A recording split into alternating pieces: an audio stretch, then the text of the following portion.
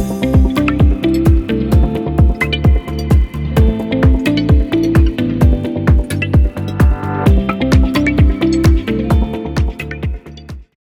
14/4/2024 তাৰিখত বহাগ মাহৰ প্ৰথম দিনটোত যোৰহাটৰ লক্ষ্মী ইউনিয়ন বেংগলী ক্লাবত যোৰহাটৰ বেংগলী সমাজৰ কল্যাণ সমিতিয়ে মত বিনিময় অনুষ্ঠান নামেৰে এটি ৰাজহুৱা সভাৰ আহ্বান কৰে। উক্ত সভাত বিভিন্ন ৰাজনৈতিক দলৰ লোক উপস্থিত থাকে।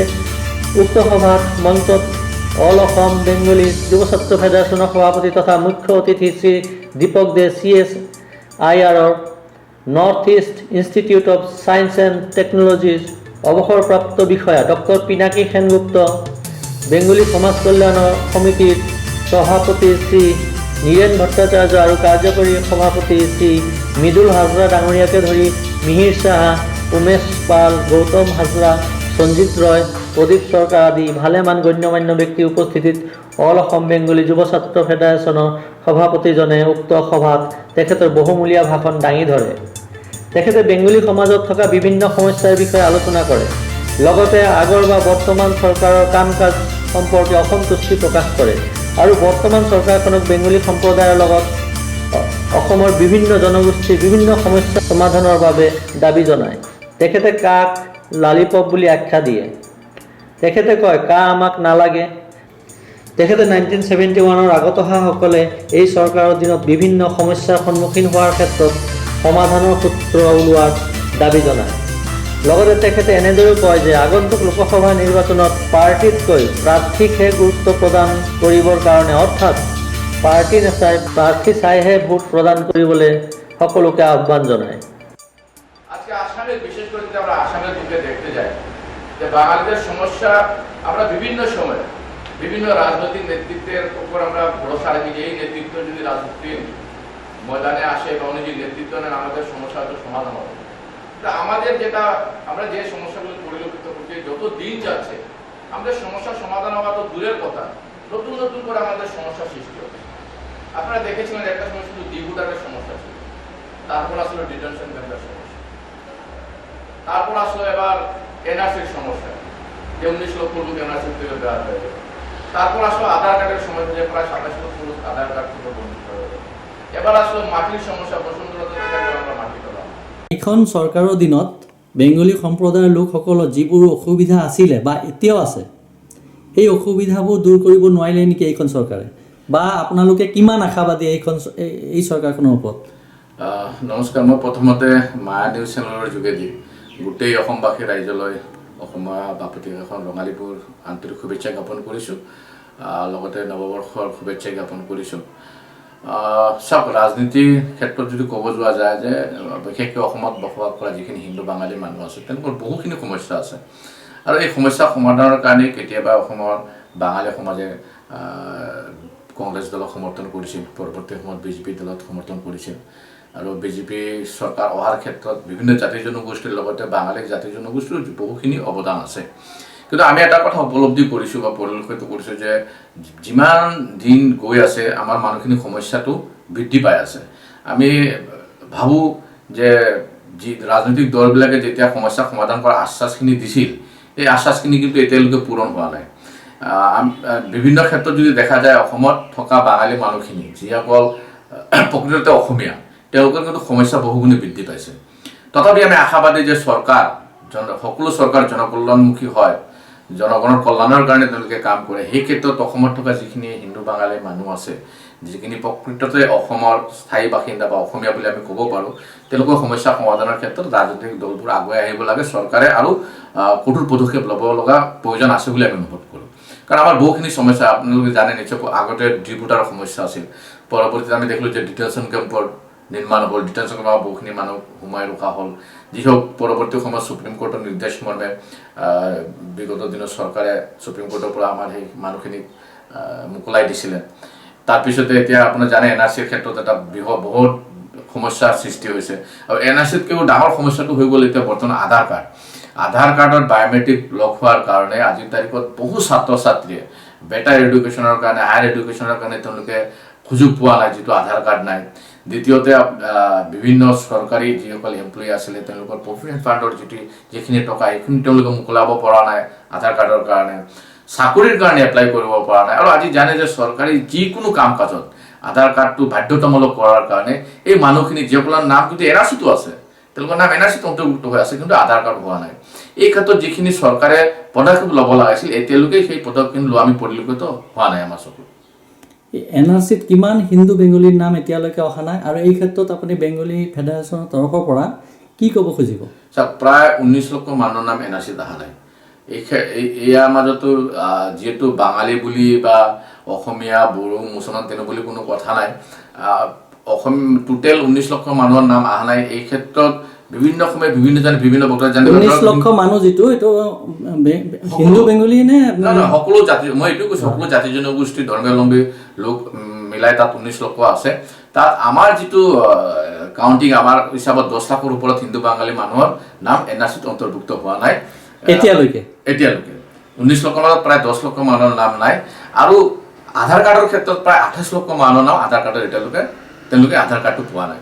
আমি বিভিন্ন সময়ত চৰকাৰক এই সম্পৰ্কে অৱগত কৰিছোঁ, চৰকাৰে আশ্বাস দিছে। আমি আশাবাদী যে চৰকাৰৰ নেতৃত্বে এই কামখিনি নিশ্চয় মানুহ হিচাপে তেওঁলোকে নিজৰ যিখিনি অধিকাৰ, মৌলিক অধিকাৰখিনি পাব। এনআৰচি এতিয়া গভৰ্ণমেণ্টো কৈছে এনআৰচি তেওঁলোকে একচেপ্ট কৰা নাই। আৰু আমি জানো বহু ভাৰতীয় নাম এনআৰচিত অন্তৰ্ভুক্ত হোৱা নাই, আৰু হয়তো বহু বিদেশী নাম অন্তৰ্ভুক্ত হৈছে। এই ক্ষেত্ৰত চৰকাৰে যিখিনি কৰণীয় আছে এনআৰচিৰ ক্ষেত্ৰত কৰিব লাগে। আধাৰ কাৰ্ড আমি এতিয়াও আপোনাৰ মাই নিউজ চেনেলৰ যোগেদি আমি অসম চৰকাৰক আহ্বান জনাইছোঁ যাতে আধাৰ কাৰ্ডৰ সমস্যাটো তেওঁলোকে অতি সত্বৰ সমাধান কৰি দিয়ে, যাৰ বাবে ছাত্ৰ ছাত্ৰীসকল দুখীয়া, আজি চৰকাৰে কৈছে আমি দুখীয়া মানুহৰ কাৰণে কাম কৰি আছোঁ, কিন্তু আমি তেওঁলোকক প্ৰশ্ন সুধিব বিচাৰোঁ, যি দুখীয়া মানুহৰ হাতত আধাৰ কাৰ্ড নাই তেওঁ ৰেচন কাৰ্ড পাবনে? যি দুখীয়া মানুহৰ হাতত আধাৰ কাৰ্ড নাই তেওঁ যিটো আপোনাৰ মেডিকেল যিবিলাক বেনিফিটৰ কাৰণে যিবিলাক আছে তেওঁলোক পাবনে? তেওঁলোকে প্ৰধানমন্ত্ৰী আৱাস যোজনা পাবনে? তেওঁলোকে বিভিন্ন যিবিলাক সা সুবিধা আছে তেওঁলোকে পাবনে? নিশ্চয় তেওঁলোকে নাপায়। গতিকে এই দুখীয়া মানুহখিনিৰ কাৰণেও আজি যথেষ্ট সমস্যাৰ সৃষ্টি হৈছে এই আধাৰ কাৰ্ডৰ কাৰণে। এতিয়া এইবাৰ লোকসভা নিৰ্বাচনত সমাগত, এতিয়া লোকসভা নিৰ্বাচন সমাগত, গতিকে আপুনি বেংগলী সমাজক কোনটো দৃষ্টিকোণৰ পৰা ভোট দিবলৈ আহ্বান জনাব? চাওক, সৰ্বসম বাঙালী যুৱ ছাত্ৰ ফেডাৰেশ্যন অৰাজনৈতিক ছাত্ৰ সংগঠন, বাঙালী যুৱ ছাত্ৰ ফেডাৰেশ্যন অসমত থকা সকলো বাঙালী জনগোষ্ঠীৰ লগত বৃহত্তৰ অসমীয়া জাতিৰ উন্নয়নৰ কাৰণে আমি কাম কৰোঁ, বা আমাৰ দৃষ্টিকোণ এইটোৱেই যাতে অসম যদি সুৰক্ষিত থাকে আমিও সুৰক্ষিত থাকিম। বাঙালী যুৱ ছাত্ৰ ফেডাৰেশ্যন কৰাৰ কাৰণে যে আমি অকল বাঙালী জনগোষ্ঠীৰ কথা চিন্তা কৰোঁ তেনে নহয়, অসমত থকা সকলো জাতি জনগোষ্ঠীৰ কথা চিন্তা কৰাৰ দায়িত্ব আমাৰ। কাৰণ বাঙালী জাতিয়ে ভাৰতবৰ্ষৰ ইতিহাসত সদায় ভাল দৃষ্টিভংগীৰে আমি সদায় দেখিছোঁ। আজি ধৰ্মীয় ক্ষেত্ৰত হওক, সামাজিক ক্ষেত্ৰত হওক, শিক্ষাৰ ক্ষেত্ৰত হওক, বাল্য বিবাহৰ ক্ষেত্ৰত হওক, বিধৱা বিবাহৰ ক্ষেত্ৰত আমি কিন্তু সদায় ভাল দৃষ্টিভংগীৰে দেখিছোঁ। এটাই বাঙালী জাতিৰ পৰিচয়। গতিকে মই এজন বাঙালী হিচাপে, মই অসম মাতৃৰ এজন সন্তান হিচাপে বাঙালী জাতি জনগোষ্ঠীৰ লগতে অসমত থকা বিভিন্ন জাতি জনগোষ্ঠীৰ সুৰক্ষিত ভৱিষ্যতৰ কাৰণে মই ভাবোঁ সকলোৱে অহা যিটো আমাৰ লোকসভা নিৰ্বাচন ইয়াত ভোটদান কৰিব লাগে।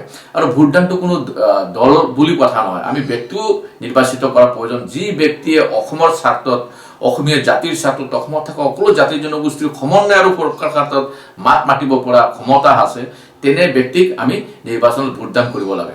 কাৰণ দল আৰু বিৰোধী উভয় কিন্তু মানে এটা শক্তিশালী ভূমিকা লোৱা দৰকাৰ।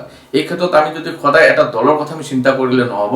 আমি ভাবোঁ যি ব্যক্তিয়ে, যি দলে আমাক সুৰক্ষিত প্ৰদান কৰিব পাৰে তেনে ব্যক্তি, তেনে দলক আমাৰ নিৰ্বাচিত কৰা প্ৰয়োজন। আৰু আমি আপোনালোকৰ নিউজ চেনেলৰ যোগেদি গোটেই অসমবাসী ৰাইজক আমি আহ্বান জনাম, ভোট এটা গণতন্ত্ৰৰ উৎসৱ। গতিকে আমি ইয়াত সকলোৱে আমি সহযোগ কৰিব লাগে, পাৰ্টিচিপেশ্যন কৰিব লাগে।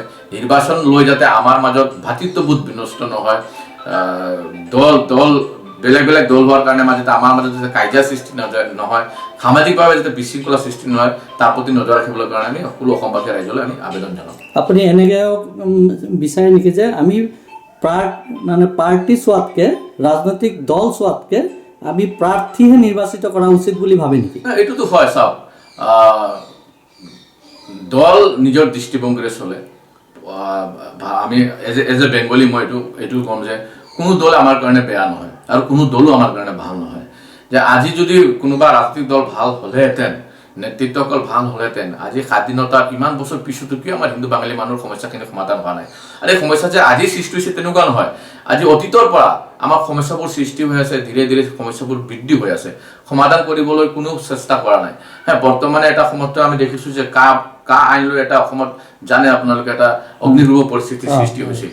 সকলোৱে ভাবিছিল, কোনোবাই কৈছিল 1,90,00,000 আহিব, কোনোবাই কৈছে লক্ষ লক্ষ বাঙালী মানুহ আহিব। আমি তেতিয়াও আমাৰ বাঙালী যুৱ ছাত্ৰ ফেডাৰেশ্যন এটা ষ্টেণ্ড আছিল, আমি কৈছিলোঁ অসমত হিন্দু বাঙালীৰ কাৰণে প্ৰয়োজন নহয়। কাটো এটা সৰ্বভাৰতীয় আইন, হয়তো সৰ্বভাৰতীয় ক্ষেত্ৰত বহু শৰণাৰ্থী মানুহৰ সুবিধা হ'ব, পাকিস্তানৰ পৰা অহা মানুহখিনিৰ সুবিধা হ'ব, কিন্তু অসমত থকা যিখিনি হিন্দু বাঙালী মানুহ আছে তেওঁলোকৰ কাৰণে প্ৰয়োজন নাই। আমি আগৰ পৰা কৈছোঁ, আজিও আমাৰ ষ্টেণ্ড একেই, যাৰ কাৰণে আপোনালোকে জানে যে যোৱা এটা মাহত মাত্ৰ এজন মানুহে কাৰণে আবেদন কৰিছে। তেওঁৰ ওচৰত তথ্য পাতি থকাৰ পিছতো তেওঁ বাধ্য হৈছে, যিহেতু তেওঁ ডিব্ৰুগড়ৰ কেছত হাৰাশাস্তি পাই আছিল, আপোনালোকে জানে, তেওঁৰ এটা ইণ্টাৰভিউ আমি দেখিছোঁ, তেতিয়া বাধ্য হৈ নিজৰ ল'ৰা ছোৱালীৰ ভৱিষ্যতৰ সুৰক্ষাৰ কাৰণে তেওঁ কাইৰ মাধ্যমত এপ্লাই কৰিছে। তাৰ মানে অসমত 71 পিছত কোনো মানুহ অহা নাই। আমি অসম চুক্তিক সন্মান সহকাৰে আমি সন্মান জনাওঁ, কাৰণ এই অসম আন্দোলনৰ কাৰণে 855 জন শ্বহীদৰ ভিতৰত কিন্তু হিন্দু বাঙালী মানুহ শ্বহীদ হৈছিলে। আপোনালোকে জানে, অসমৰ ইতিহাসত আমি যদি দেখিব বিচাৰোঁ যে অসমৰ সাহিত্য জগতৰ পৰা আৰম্ভ কৰি জাতীয় সংগঠনৰ পৰা আৰম্ভ কৰি সাহিত্য সভাৰ পৰা আৰম্ভ কৰি সকলো ক্ষেত্ৰত কিন্তু অসমীয়া বাঙালী মানুহখিনিৰ এটা অৰিহণা আছে। আমি এই কথাই বিচাৰোঁ যাতে অহা দিনতো একে পথেৰে আমি যাতে অসমীয়া বাঙালী সকলো জাতি জনগোষ্ঠী আমি আগুৱাই যাব পাৰোঁ। আৰু কাটো চাওক, কাটো এনেকুৱা এটা কথা যিটো 71 পিছত অহা মানুহখিনিক ইয়াত সংস্থাপনৰ কথা আছিলে, যিটো আমাৰ অসমৰ কাৰণে প্ৰয়োজন নাই। আমাৰ প্ৰয়োজন হৈছে 71 আগত অহা যিখিনি হিন্দু বাঙালী মানুহ ডিব্ৰুগড়ৰ নামত হাৰাশাস্তি পাই আছে, 71 আগত অহা যিখিনি হিন্দু বাঙালী মানুহ NRCত হয়তো মা দেউতাকৰ নাম আহিছে, ল'ৰা ছোৱালীৰ নাম অহা নাই, এটা ডকুমেণ্টত এপ্লাই কৰিছে, পৰিয়ালৰ কোনোবা মানুহৰ নাম আহিছে, বেলেগ মানুহৰ নাম অহা নাই। এতিয়া আপুনি কওকচোন, যদি এটা ডকুমেণ্টেৰে মা দেউতাকৰ নাম আহে, তেওঁলোক ইণ্ডিয়ান, আকৌ ল'ৰা ছোৱালী কেনেকুৱা বিদেশী হ'ব, কেনেকুৱা শৰণাৰ্থী হ'ব, তেওঁলোকে কেনেকৈ মাধ্যমত আপিল কৰিব যে মই শৰণাৰ্থী 71 পিছত আহিছোঁ বুলি। গতিকে এইটো এটা সম্পূৰ্ণ আমি ভাবোঁ যে এটা অসমৰ বাঙালীৰ কাৰণে কেতিয়াও গ্ৰহণযোগ্য হ'ব নোৱাৰে। আৰু মই আপোনাৰ ৰাজনৈতিক ষড়যন্ত্ৰ, এইটো এটা ডাঙৰ ট্ৰেপ। যদি বাঙালীসকলে কাৰ মাধ্যমে এপ্লাই কৰে তেওঁলোকৰ বৃহৎ ক্ষতি হ'ব। গতিকে আপোনালোকৰ যোগেদি আমি মুখ্যমন্ত্ৰী মহাশয়ক আমি আহ্বান জনাওঁ যে বাঙালী জাতিৰ কাৰণে প্ৰয়োজন নাই। আমি পূৰ্বেও কৈছোঁ, এতিয়াও কৈছোঁ, এজন অসমীয়া বাঙালী হিচাপে আন জাতি জনগোষ্ঠীয়ে যিখিনি সুবিধা পাইছে, এই সুবিধাখিনি যাতে আমাক দিয়ে। আমি অধিক সুবিধা কেতিয়াও নিবিচাৰোঁ। এতিয়া আপুনি মানে বিৰোধিতা কৰে, হয় নাই কথাটো? নাই, বিৰোধিতা নহয়। আমি কৈছোঁ যে নিঃশৰ্ত নাগৰিকত্ব দিয়া হোক, আৰু সেইটো হয় যে আমিও ধৰ্মীয় নিৰ্যাতনৰ বলি, আমি দেশ বিভাগৰ বলি হিন্দু বাঙালী মানুহখিনি। আৰু এইটো কথা সঁচা যে অসমত থকা সকলো জাতি জনগোষ্ঠী, অসমীয়া হওক, মৰাণ, মটুক, বড়ো, কোচ, ৰাভা, বিভিন্ন জাতি জনগোষ্ঠীয়ে বাঙালী মানুহখিনিক আঁকোৱালি লৈ অসমত সংস্থাই সুবিধা কৰি দিছে। এই কথাখিনি আমি যদি অন্তৰেৰে যদি গ্ৰহণ নকৰোঁ, এইটো অসমীয়া জাতিৰ প্ৰতি মই ভাবোঁ যে এইটো মানে অপমান কৰা হ'ব, বা তেওঁলোকে যিটো আমাক মানে সহায় কৰিছিল, এই সহায়ৰ বিৰোধিতা কৰা হ'ব। আজি অসমত বিভিন্ন প্ৰান্তত হয়, আজি বহু পূৰ্বৰ পৰা বাঙালীসকলে বসবাস কৰি আছে, এইটো কথা ঠিক। দেশ বিভাগৰ বলি হোৱা বাঙালীখিনিও অসমত আহি সংস্থাপিত হৈছে বা সংস্থাপন পাইছে। এই বাঙালী মানুহখিনিতো অসমীয়া সমাজে আঁকোৱালি লৈছে। আমি নিবিচাৰোঁ যে এই দৰে এটা আইনৰ মাধ্যমত আজি এই পুৰণি যিটো ভাতৃত্ব হৈছিল বিভিন্ন জাতি জনগোষ্ঠীৰ লগত, বৃহত্তৰ অসমীয়া সমাজৰ লগত যি বাঙালী মানুহখিনি মিলি গৈছিল, আজি মাধ্যমেৰে এই বাঙালী মানুহখিনি যাতে বিদেশী হিচাপে পৰিগণিত নহয়, কাৰ কাৰণে যাতে এই অসমীয়া বাঙালীৰ মাজত এটা সংঘাতৰ সৃষ্টি নহয়, ইয়াৰ কাৰণে অসমত প্ৰয়োজন নাই। ভাৰত ভিত্তিক হয়তো এনেকুৱা এটা আইনৰ প্ৰয়োজন যে আজি জানে বাংলাদেশত অকল বাঙালী বুলি নহয়, 49 ট্ৰাইবছ আছে। তাত অসমীয়া, বড়ো, কোচ, ৰাভা, হাজং, গাৰো বিভিন্ন জাতি জনগোষ্ঠী আছে। তেওঁলোক কিন্তু আজি কষ্ট পাই আছে, তাত কষ্ট পাই আছে। আৰু এইটো আমি ক'ব বিচাৰোঁ আপোনাৰ জৰিয়তে যে আজি বাংলাদেশটো কিন্তু ভাষাৰ নামত ৰাষ্ট্ৰ হোৱা এটাই ৰাষ্ট্ৰ আছে, এইটো হৈছে বাংলাদেশ, যিটো ভাষাৰ নামত হৈছিল। তাত আমি হিন্দু মানুহখিনি বাংলাত কথা পাতোঁ। তাত যিসকল এতিয়া সংখ্যাগুৰু, ধৰ্মীয় আমাৰ ইয়াত যিসকল ধৰ্মীয় সংখ্যালঘু কোৱা মুছলমান, তাত কিন্তু তেওঁলোক সংখ্যাগুৰু। তাৰপিছতো ভাষা কিন্তু আমাৰ চবৰ একেই আছিলে বাংলা। তাৰপিছতো কিন্তু আমি ইয়াত থাকিব পৰা নাই, ধৰ্মীয় নিৰ্যাতনৰ বলি আমি ভাৰতত আশ্ৰয় লৈছোঁ।